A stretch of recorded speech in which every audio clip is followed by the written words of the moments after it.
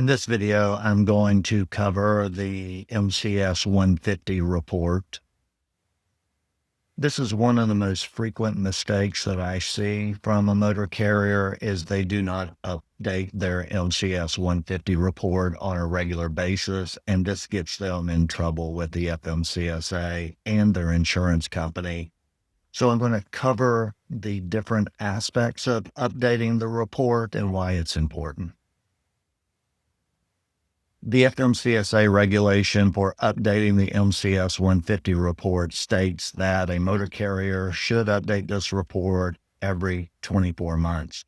However, I have found from working in the insurance world that they want you to update this report annually to make sure that they have the right information about your company when they are pulling certain reports to make business decisions on, number one, are they going to insure you? And number two, how much that insurance is going to cost. So if you don't update the report every single year, then you're going to have incomplete information during your insurance renewals, and this could cost you money. So here's the why on updating your MCS 150 report on a regular basis. The regulation states that a motor carrier can have their authority suspended for not updating the report on a regular basis, and they can fine you up to $10,000 for not doing this in the allotted time to file these reports. I've seen this happen with a couple of different motor carriers where they forget to update their MCS 150 report, and their drivers are out on the road. They get stopped, they get a roadside inspection, and they find out their authority is suspended because they did not do the simple thing of updating this report on a regular basis. And it becomes a mess. So the first thing we have to do is update the report, contact the FMCSA, and go through the process of making sure that it updates. And then by the time it goes through the system to actually get to your driver that's been placed out of service on the side of the road, could be 24, 48, 72 hours. I've seen one where it took 5 days to get them operating again because someone at the company did not update this report like they should have. So don't put yourself in a situation like that you forgot to update this report. You need to make sure that you have this on your calendar every year that, okay, on this date, I'm going to update this report. And even if anything hasn't changed with your operation, you want to make sure that you update the report. So when should you update the report? It should be every year. And I'm giving you an example here of this fictitious DOT number, 123456. So the FMCSA gives us a chart that says, okay, what month should we update this report? So the last digit is a 6. So that tells me that the report has to be updated by the last day of June of that year. And then they give you some other information that says if the second number is odd, which it is, then you would file it in June in the odd years. If it was even, then it would be June of even years. But you're going to do a lot better than this system right here. You're going to do it every year. So even with this number right here, what I would get in the habit of doing is the main thing you want to update is the previous year's mileage. So I'm recording this in 2026.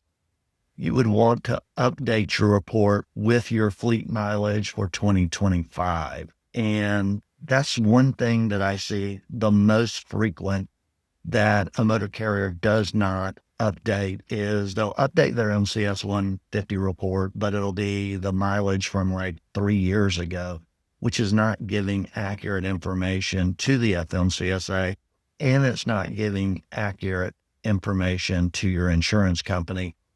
So You can follow this, and let's say every year on this DOT number, you want to put on your calendar that, okay, June 15th, I'm going to update my MCS 150 report.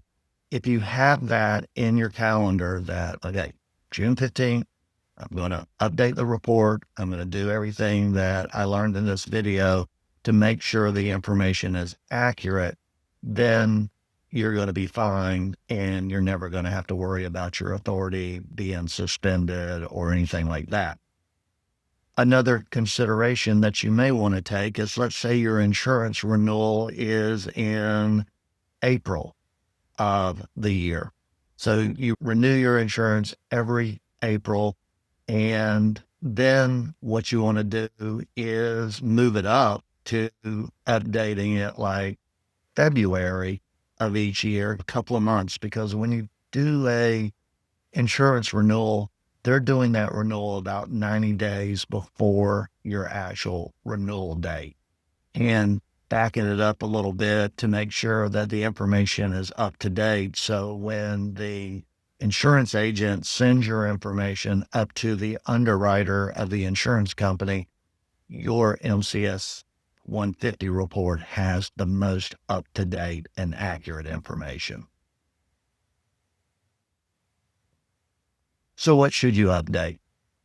First of all, we have personnel changes that occur at motor carriers. You could have a safety director that is the main contact for your operation, and that person left last year and you're updating it this year. Then update the contact information to whoever is the current contact for your company.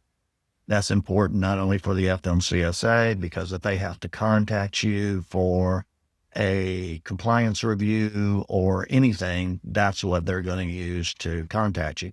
It's also showing your insurance company who the real contact is for the company for the FMCSA information. And again, update last year's mileage. Don't want to have the mileage from 2 to 3 years ago. You want the previous year's mileage, and go from your IFTA reports on what that mileage is. So you're doing your last IFTA report in the end of January of the year. That's when you file your fourth quarter report. So you may not have the mileage from the IFTA reports until February of the year. So get the mileage from the previous year and make sure that you have it up to date inside your MCS 150 report. Remember, with your basic scores, that is calculated on your mileage, the number of power units, and the number of drivers. So you want to update that information and make sure that you have your power units, drivers, and trailers up to date. Recently, there have been some changes on updating the MCS 150 report. The way you used to do it is you just clicked on a link, put your DOT number in and your DOT PIN number in, and it took you to a page that you could update your report there. Now you have to go into your FMCSA portal to do that. And the FMCSA has adopted the login.gov mechanism to get in. A couple of things about the login.gov is it requires two-factor authentication. So make sure that the person with your company is not the only person with that authentication. So what I see a lot of times is you'll have a safety person or a fleet manager that has access to the login.gov, and the two-factor authentication is on their cell phone. Okay, that person leaves and you no longer have access to that, and it's going to become a big headache for you. So make sure that you have some type of backup system on that two-factor authentication to more than one person. Make sure that the owner of the company has access to that authentication so that your company can get in there. So you'll go into login.gov, You will do the two-factor authentication. You'll get into your portal, and inside of your FMCSA portal, there will be a place in there to update your MCS 150 report. You just go to that report, put in your mileage, update your power units, your drivers, your trailers, and the contact information, and that will complete it. Make sure that you download a copy of your updated MCS 150 report when you're done with it in the portal.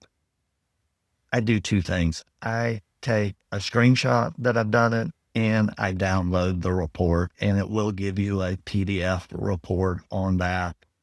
And if you do that, that'll make sure that you have those in your records, and make sure that when you are keeping them in your records, again, what I see a lot is you have a operations manager or a safety director or somebody, and they have it on their computer and it's not in a company shared drive, Dropbox or Google Drive or something where you can find this information. So just have that process in place so one person doesn't have your information, they leave your company, they delete that information, and you don't have it.